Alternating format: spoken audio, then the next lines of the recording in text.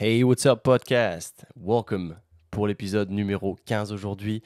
J'espère que vous allez très très bien. Aujourd'hui, c'est un sujet qu'on m'a beaucoup demandé.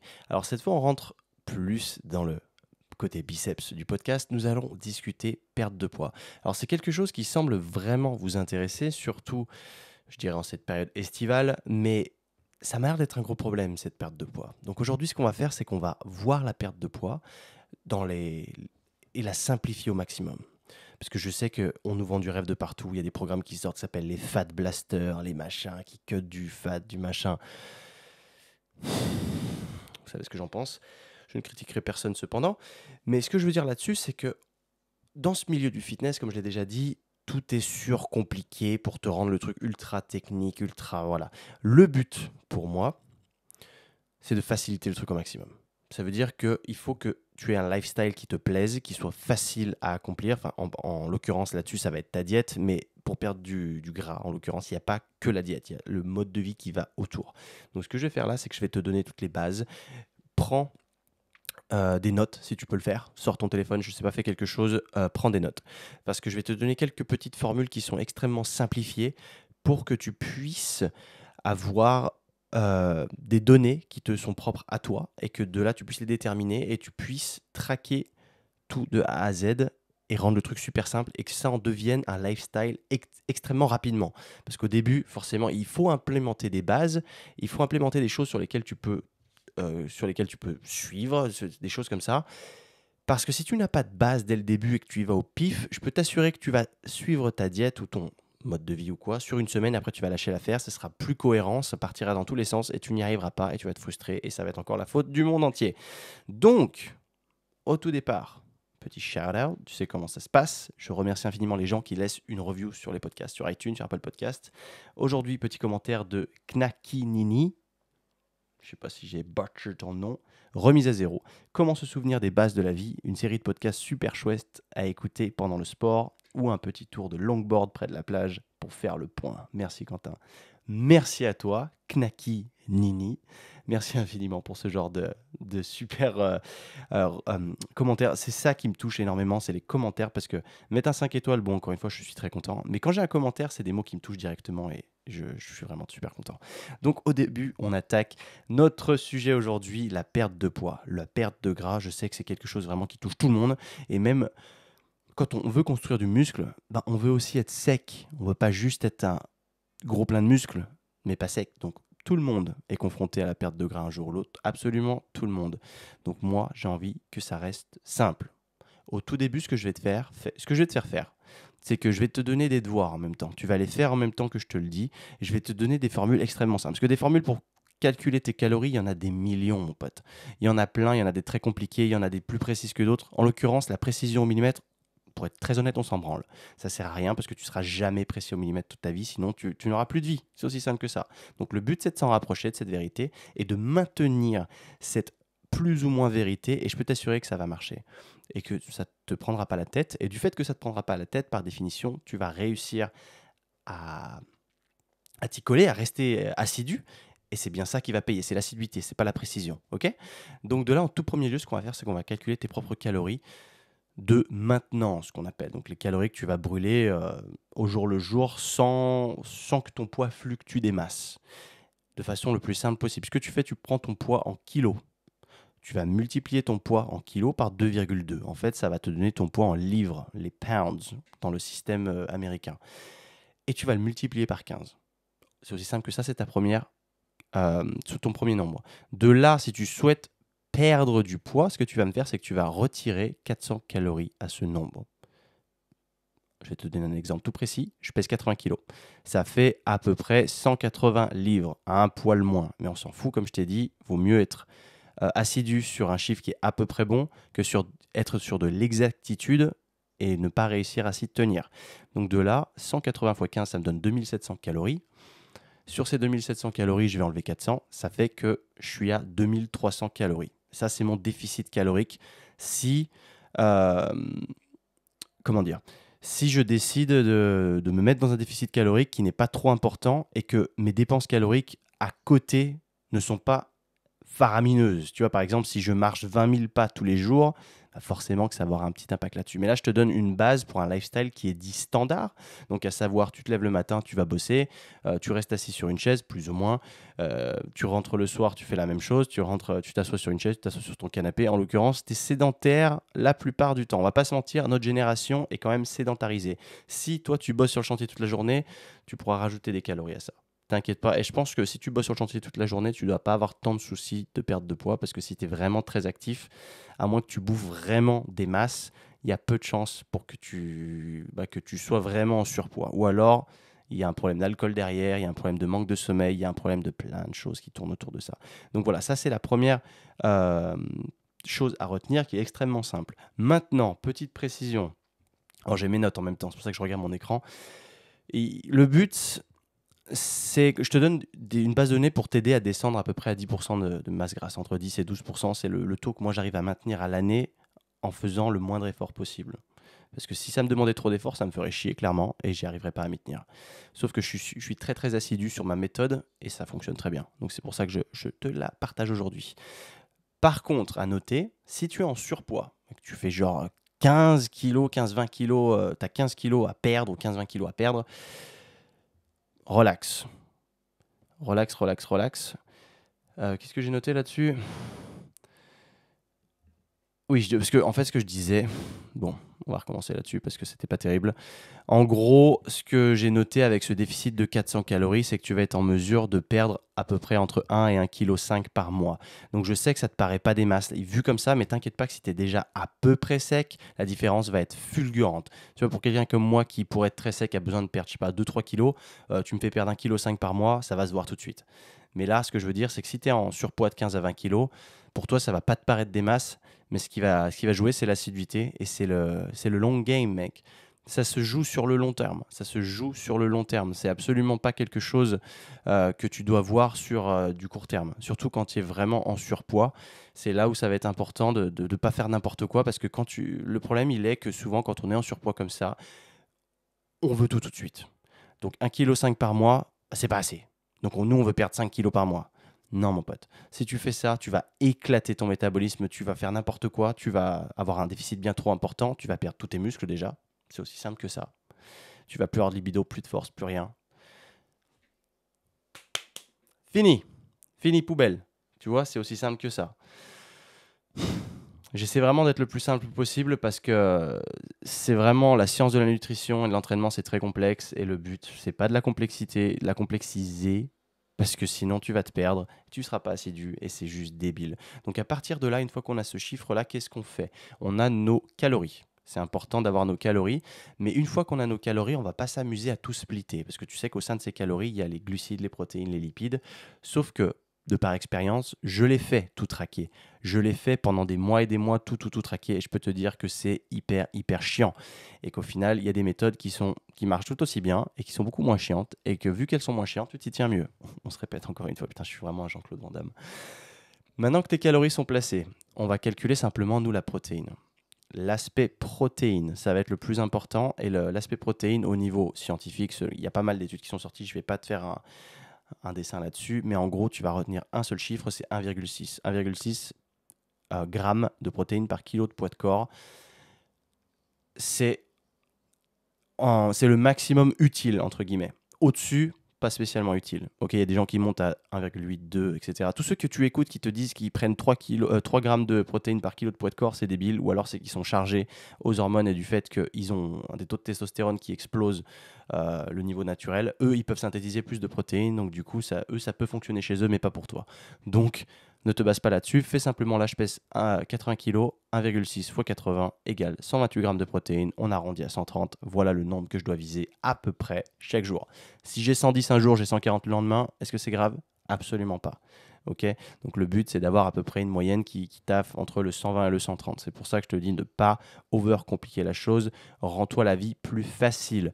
De là, je vais pas rentrer trop dans les détails parce qu'en fait là je suis en train de te lire des cours que moi j'ai créé dans la Playbook Academy et j'essaie de te simplifier la chose. Si tu veux tout en détail, c'est tout à l'intérieur de ça. Tu auras tout, tu auras le temps pour te poser dessus et ça fonctionne très très bien. Une fois qu'on a notre protéine, nos calories et notre protéine, De là, le reste de nos calories, ça va être les glucides et les lipides. Il faut pas te casser trop la tête au niveau de ces trucs-là, parce que les glucides, je ne veux surtout pas te voir les supprimer, de dire ah il faut pas manger de sucre, il faut pas faire ci, parce que les glucides c'est le glucose en fait, c'est ton fuel, c'est ton essence, et c'est aussi l'essence de ton cerveau. Et ton cerveau, s'il n'a pas de glucose, il va être dans le mou, dans le brouillard toute la journée, donc tu vas pas être en mesure de te concentrer, donc n'évite pas les glucides. Fais-moi plaisir, arrête ça. Pareil, les glucides après 18 heures, tu arrêtes de penser que c'est quelque chose de mal. Tu as le droit de manger des glucides quand tu veux dans la journée. Il faut arrêter de penser que parce que tu manges des glucides le soir, ils vont être stockés en gras la nuit. C'est des conneries. Ok, maintenant on est en 2020. Il faut se réveiller sur là-dessus. J'ai pas envie d'avoir l'air arrogant là-dessus, mais c'est quelque chose qui me fatigue et que il y a trop de bullshit sur ce milieu. En fait, c'est aussi simple que ça. J'ai vraiment envie de te rendre la chose facile. J'ai envie que tu y arrives. En fait, j'ai envie que tu réussisses. C'est important pour moi. Les lipides derrière, les gras. Pareil, c'est pas parce que c'est écrit gras que c'est mauvais que ça rend gras. Ok. Les lipides, ils sont simplement plus caloriques par gramme. Un gramme de glucides, c'est 4 calories, pardon, et un gramme de lipides, c'est 9 calories. Donc forcément, plus de gras égale plus de calories. Ok, une fois que tu sais ça, ça veut simplement dire que tu en manges un peu moins, mais ça ne veut pas dire que tu les supprimes, parce que les lipides, ils sont aussi importants, c'est aussi la nourriture de ton cerveau. Tu vois, tout ce qui est oméga 3, machin, ça se trouve dans le poisson gras, c'est pour une raison, parce que ton cerveau fonctionne sur les lipides aussi. Et ton système hormonal fonctionne aussi sur les lipides. C'est ton support hormonal, les lipides. Ce qui fait que tu en as aussi besoin. Mais ce que je veux pas que tu fasses là, c'est que tu supprimes ou l'un ou l'autre, ou c'est que tu te fasses chier à calculer les glucides et les lipides. Non, ce que tu fais, c'est que tu calcules simplement tes calories, simplement ta protéine, et après, dans ce qui reste, tu mélanges les glucides et les lipides. Ok? Tu me suis jusque-là? J'espère bien. Si tu as des questions, tu n'hésites encore une fois pas. J'ai juste envie de passer en revue un maximum de choses dans le minimum de temps, parce que je veux pas que ça prenne 3 quarts d'heure. Mais je sais que c'est un sujet aussi qui est extrêmement intéressant et qui c'est une base en fait. C'est avec ça que ça peut te changer la vie et que c'est tellement over compliqué aujourd'hui que plus personne sait comment perdre du poids que je veux vraiment que ce message, il ait de l'impact. De là, une fois qu'on a tout ça, c'est bien, on a notre base de diète. Maintenant, qu'est-ce qu'on peut implanter pour nous rendre la vie plus facile? Ce que je fais moi, c'est ce qu'on appelle le jeûne intermittent. Le jeûne intermittent, ça a plusieurs avantages. Déjà, en quoi ça consiste? Ça consiste à ne pas manger pendant les 4 à 6 premières heures après que tu te sois réveillé. Donc ça veut dire, en gros, je sais pas, tu te lèves à 8 heures, bah, tu manges pas avant midi, 14 heures.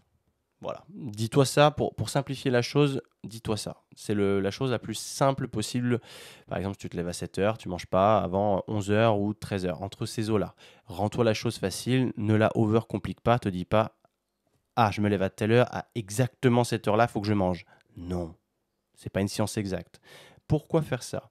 Alors, il y a plusieurs avantages. Déjà, l'une, c'est que tu protèges ta flore intestinale, ton microbiote, c'est très important, parce que le fait de faire ça, bah, tu donnes du repos à ton système digestif. Tu lui laisses le temps de se régénérer. Alors que si tu bouffes toute la journée, bah, tu fais que de le faire utiliser du système. Enfin, tu le fais que tu lui donnes jamais de repos. Alors que si tu lui donnes du repos, déjà, tu vas te sentir mieux. Tu verras, ça fera une putain de différence parce que quand tu as une microbiote saine, tu as aussi un cerveau sain. Les deux sont connectés. D'accord?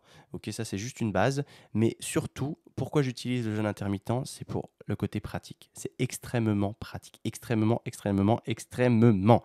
Parce qu'à travers ça, on va dire que j'ai 2300 calories à manger pour une journée de base. Ok, donc tu vises entre 2003 2005. Voilà, après tu te pèses tous les jours et tu vois si ça fait de l'effet ou pas. C'est ça qui est important aussi pour traquer.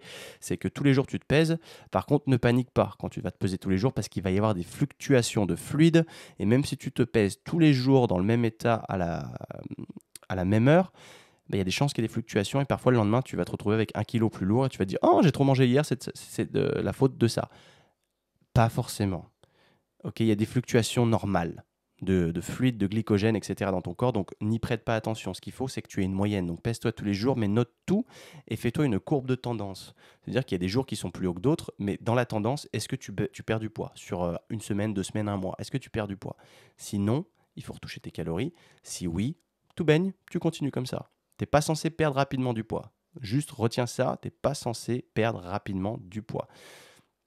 Ok, une fois qu'on a ça, donc le jeûne, qu'est-ce qu'il va permettre de faire? C'est de te permettre de ne pas mourir de faim, en fait, tout simplement. Parce que quand tu manges moins, parce que La plupart des gens ne se rendent pas compte, mais ils mangent trop. Et même s'ils te disent je mange sain, machin, le fait de manger souvent dans la journée, on se rend pas compte, mais ça accumule très vite. Et un repas, ça fait rapidement plus de 500 calories. Et dis-toi que si tu fais du coup plein de petits repas dans la journée, bah, tu es rapidement à plus de 2500-3000 calories, alors que potentiellement, bah, tu es une fille de 50 kilos qui est censée manger que 2000 par jour. Et là, tu te rends pas compte. Et là, tu te dis, ah ouais, en fait, si vraiment je prends tout dans les détails, bah, je mange trop. Donc je prends du poids, donc au final, c'est normal. Alors que si tu utilises le jeûne intermittent, bah, ça te permet d'avoir des portions un peu plus grosses, du coup de ne pas avoir faim toute la journée, bah, déjà de gérer ta faim, parce que c'est important, parce que quand tu bouffes toute la journée, si tu te lèves le matin direct, boum, tu prends un petit déj, tu déclenches le système en fait, 2 heures plus tard, tu as refaim, tu rebouffes un petit truc, 2 heures plus tard, tu as refaim, parce que ça marche comme ça, hein. Et tu vas rentrer dans un cercle vicieux. Si jamais ta politique dans ta tête, c'est de perdre du poids, et que toutes les 2 heures, tu as faim, eh ben, tu vas manger des petits snacks healthy, machin, mes couilles, et au final, à la fin de la journée, tu auras bouffé 2500 calories. Bah ouais, mon pote, c'est aussi simple que ça. C'est pour ça qu'il faut faire attention. Et l'avantage du jeûne, c'est que déjà, tu supprimes à peu près 5 heures, allez, pour faire la moyenne de ta journée où tu ne mangeras pas. Sans compter le sommeil, hein. Donc si tu dors 8 heures et que tu ne manges pas pour encore 6 heures, pendant 14 heures de la journée, tu n'auras pas mangé. Ce qui fait que tu as de la place pour manger que sur 10 heures, par exemple, hein, parce que il y a plein de formats sur le jeûne, tu peux faire ce que tu veux, mais moi j'aime bien celui-là. Le 10-14 à peu près me convient bien. Et du coup, ça veut dire que sur 10 heures, bah, tu vas pouvoir manger un peu plus dans le sens des portions qui vont plus te satisfaire. Déjà, tu prendras plaisir à manger parce que tu ne seras pas obligé de manger la moitié d'une assiette et de te dire ouais, non, je veux perdre du poids.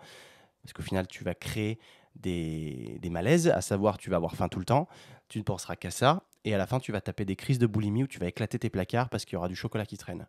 Et c'est pas le but. Le but, c'est que la vie soit simple. Donc ça veut dire que tu kiffes tout ce que tu manges sans faire des excès et en ayant un lifestyle qui te convient totalement. Donc de là, comment est-ce que ça fonctionne pour moi? Je me lève, je mange à peu près à 13 heures, 14 heures. Tu vois, là, aujourd'hui, là, à l'heure à laquelle je te parle, il est 13 heures, j'ai pas encore mangé. Et je me sens très bien parce que j'ai l'habitude de le faire et du coup, bah, j'ai pas la dalle directe dès le matin. Au début, ça peut demander un petit peu d'adaptation, mais tu verras qu'on s'y fait très vite et on kiffe même. Parce que du coup, tu prends vachement plus de plaisir à manger. Et donc, quand je vais manger, je vais ouvrir le bal avec quelque chose qui fait à peu près 600-700 calories. Pas un gros repas, tu vois. Quelque chose de 600-700 calories, tranquille, qui soit très sain, très bon. Et je mange à peu près la même chose tous les jours d'ailleurs et je te conseille de faire la même chose parce que pour des questions d'assiduité et de régularité, c'est trop bien. Alors que si tu te dis, il faut manger varié, machin, et que tu te fais chier tous les jours à penser à une nouvelle recette qui, au final, bah, parfois sortira de tes calories, bah, tu vas faire n'importe quoi. Alors, fais-toi une panoplie d'une dizaine de repas que tu kiffes, qui rentrent dans tes calories, et cycle-les. Et mange-les plus ou moins tous les jours la même chose. Et tu verras que ça devient effortless. Ça devient trop facile de gérer une diète. Et du coup, moi, je fais ça à 13h, 14h. Je bouffe mon premier repas, allez, 600-700 calories, tranquille, sans plus. Ensuite, je me fais soit un post-training, soit un pré-training, dépendamment à quelle heure je m'entraîne. Et là, je mange un snack qui va faire entre 3 et 500 calories. Donc là, si tu as accumulé tes 2 repas, et il est déjà 18 h quand je te parle, hein, donc c'est allé très vite, étant donné que j'ai commencé à manger tard. Donc là, j'en suis à plus ou moins 1400 calories, quelque chose comme ça, même pas, tu vois, 1300, 1400. Et de là, qu'est-ce qui me reste? J'arrive le soir. Eh ben, j'ai une place monstre pour me faire ultra plaisir et ne pas aller me coucher en crevant la dalle. Parce qu'il n'y a rien de pire que d'être trop pieux et de ne pas réussir à dormir parce que tu as la dalle. Donc de là, le soir, qu'est-ce que je fais? J'éclate un repas toujours sain, mais je mange comme un ogre parce que j'ai faim le soir et je vais manger un repas qui fait plus de 1000 calories ou qui en fait un peu moins 900 calories ou quelque chose comme ça, 900 000 calories. Donc là, si tu comptes, on est à 2200-2300 calories. Ok? Jusque-là, on est pas mal. Il nous reste toujours un peu de place. Je t'ai dit que j'étais à 2300 calories. C'est pas une vérité vraie. Moi, je prends toujours une petite marge de 200 calories. De me dire entre 2003 et 2005, je suis pas trop mal. De là, dépendamment de ma journée, si jamais j'ai beaucoup plus marché que d'habitude, par exemple, j'ai fait 10 000 pas ou j'ai fait 15 000 pas, j'en sais rien, j'ai beaucoup marché, j'ai des calories en plus, des calories en rab. De là, ce que je fais, je me tape une glace. Bah ouais. Et alors? Je me tape une glace sur 200-300 calories. Eh ben, dis-toi bien qu'avec tout ce que j'ai mangé de la journée, du coup, bah, je suis toujours dans mes calories, je suis toujours en déficit calorique, dans un léger déficit, donc je me sens bien. Je suis toujours dans un léger déficit, mais du coup, bah, je me suis fait plaisir. Et j'ai bien mangé toute la journée et je suis très content. J'ai toujours inclus un maximum de fruits, j'ai inclus un maximum de légumes parce que oui, c'est important. Je te dis pas de manger de la merde. Là, je suis vraiment. Quand je te dis je mange une glace le soir, c'est le petit plaisir, c'est l'extra. Mais tout le reste de la journée a été clean. Qu'on soit bien d'accord. Je suis pas là pour te dire la diète flexible, mange des pizzas, mange des burgers, machin. Manger un burger par semaine le soir, tu peux le faire. Hier, j'étais au resto, j'avais peu mangé de la journée parce que je savais que le soir j'allais au resto. Mais du coup, vu que j'ai commencé à manger très tard dans la journée, j'ai jamais eu la dalle de la journée. J'ai pas eu à crever de faim 2 heures avant d'aller au resto en me disant oh vite vite qu'on aille au resto. Bah non, parce que c'est mon mode de vie et c'était nickel. Au resto, j'ai pu me faire plaisir sans regarder ce que je commandais parce que les mecs chiants qui sont insociables comme ça, qui arrivent le soir avec leur tupperware au restaurant ou alors qui te disent ouais non, il y a rien sur la carte qui rentre dans mes macros. Et j'ai envie de dire mec, va te faire. Je te dis pas le mot d'après parce que j'ai pas envie de me faire shadowban par YouTube. Mais tu vois ce que je veux dire. C'est que t'as pas envie d'être ce mec-là. Tu as envie de pouvoir profiter tout en ayant un lifestyle qui soit stable et pas avoir l'excuse de dire oh non, je me tape pas de resto sinon je vais grossir. Voilà. Ça, c'est vraiment la morale de l'histoire, c'est que tu as une seule vie, profites-en, mais profites-en intelligemment. De cette manière, tu seras en mesure de perdre du gras tout le temps, tranquillement, tranquillement, et restez bien. Par contre, est-ce que ça s'arrête là? Absolument pas. Là, je t'ai juste montré la diète. Ok, la diète facile, hein, d'une manière très très facile. J'espère que tu as pris des notes. C'est vraiment je te l'ai simplifié au maximum pour que ce soit easy peasy pour toi. La deuxième chose qui est extrêmement importante pour avoir une perte de gras efficace, c'est l'entraînement. Et là-dessus, je ne vais pas y passer 20 ans. Je vais juste te dire une seule chose que j'ai déjà dit dans un précédent podcast. C'est là où c'est extrêmement important de focaliser sur la force. Le mythe de faire des séries longues et légères, ça tonifie, c'est des conneries. Ok, c'est faux. Parce que tout simplement, pourquoi est-ce que c'est arrivé ce mythe? Parce que quand tu es en déficit calorique, tu manges moins, tu as moins d'énergie, du coup tu as moins de pêche, donc tu n'as même pas la force pour lever les charges que tu lèves d'habitude, donc tu fais des séries longues par définition. C'est aussi simple que ça. Et on te dit quand tu bulques, au contraire, quand tu prends de la masse, là tu as de la force parce que tu as des calories en rab, tu es en surplus. Ok, c'est vrai. Mais ça ne veut pas dire que ça doit être vrai quand tu es en déficit. Donc ce que tu fais, c'est que tu te mets en maintenance, tu continues à t'entraîner comme tu le fais, tu recherches la force avec le reverse pyramide comme je t'ai déjà expliqué, et tu te mets en déficit calorique et tu continues à chercher la force à l'entraînement, à toujours essayer de devenir plus fort, de devenir fonctionnel, d'essayer de t'entraîner sur des exercices polyarticulaires, traction, dips, tout ce genre de choses, les trucs qui sont efficaces et qui stimulent un maximum de muscles en même temps. Parce que qu'est-ce que ça va faire? Ça va donner un signal à ton corps de garder ce putain de muscle parce que tu en as besoin, parce que tu le fais souffrir à chaque fois. Et de là, c'est pour ça que c'est aussi important de ne traquer que tes protéines. Parce que comme ça, quand tu as atteint tes niveaux de protéines, tu sais que tu peux récupérer correctement, tu peux maintenir ton muscle. C'est ça, c'est à ce à quoi ça sert la protéine. Ok? J'allais dire among other things. Euh, ça sert à ça, mais à d'autres choses. Ok? Ça sert pas que à ça. La protéine, ça sert à plein de trucs. Oula, attends, mes cheveux, ça commence à partir en vrille. Euh, voilà, c'est vraiment cette base-là, simple, simple. Tu vois, comme dirait Aurel San, je vais utiliser des mots simples parce que vous êtes trop con. C'est pas ce que je suis en train de dire. Attention, c'est pas ce que je suis en train de dire. C'est ce que lui dit dans sa musique, mais c'est la même morale. C'est que on nous empoisonne l'esprit avec des mots compliqués pour qu'on comprenne pas en fait. C'est ça, pour qu'on comprenne pas et qu'on soit obligé de payer des milliers d'euros, des centaines d'euros tous les mois pour comprendre. Mais non, c'est faux.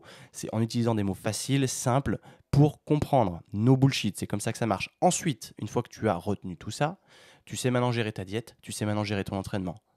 La troisième chose à faire, c'est qu'est-ce que tu peux faire pour accélérer cette perte de gras? Ben, il y a plusieurs choses qui te permettent de brûler des calories tous les jours. Il y a plein de choses différentes. Comment contribuer à cette dépense énergétique? Donc tu as plein de choses. Tu as les calories que tu manges, le fait de faire fonctionner ton système digestif, ça brûle des calories, c'est la thermogénèse. Mais ça représente que dalle, ça représente à peu près 10%. Donc quand tu bouffes 500 calories, ça va brûler un extra 50. Super, c'est la fête. C'est pas grand-chose. Il y a d'autres choses, il y a aussi les calories brûlées pendant l'entraînement. Ça, c'est pas mal. Sauf que là, je te vois venir. Ah bah, je vais brûler plus de calories pendant que je m'entraîne. Donc, je vais faire du cardio à mort, je vais faire du HIIT. Non. Ça aussi, c'est une grosse connerie. Pourquoi? Parce que le HIIT, ça peut aider à booster un petit peu ton endurance, tes capacités cardiovasculaires, mais pas tous les jours. Parce que si tu le fais trop souvent, ce genre de truc, tu vas cramer ton système nerveux, tu vas faire monter tes niveaux de cortisol, et tu vas stocker plus de gras. Parce que tu vas flinguer ta récup, en fait, tout simplement. Et c'est pas ça qu'on veut. Tu vas flinguer ton métabolisme, c'est pas ça qu'on veut. Et en plus, ça brûle des calories, mais c'est pas si bon que ça. Ce qui a de l'impact sur ton métabolisme, c'est de soulever lourd. Tu soulèves lourd, tu vas taper dans le système nerveux en faisant du lourd, mais tu récupères correctement. Et là, tu vas brûler de la cale. Parce que plus tu vas construire du muscle, plus tu vas brûler de la calorie. Le métabolisme contribue à brûler des calories. En fait, tu as un meilleur dit métabolisme quand tu as plus de masse musculaire. Qui dit plus de masse musculaire dit plus de calories brûlées en faisant rien. C'est magique, non? Ça, c'est trop cool, mec. Ça, c'est vraiment trop cool.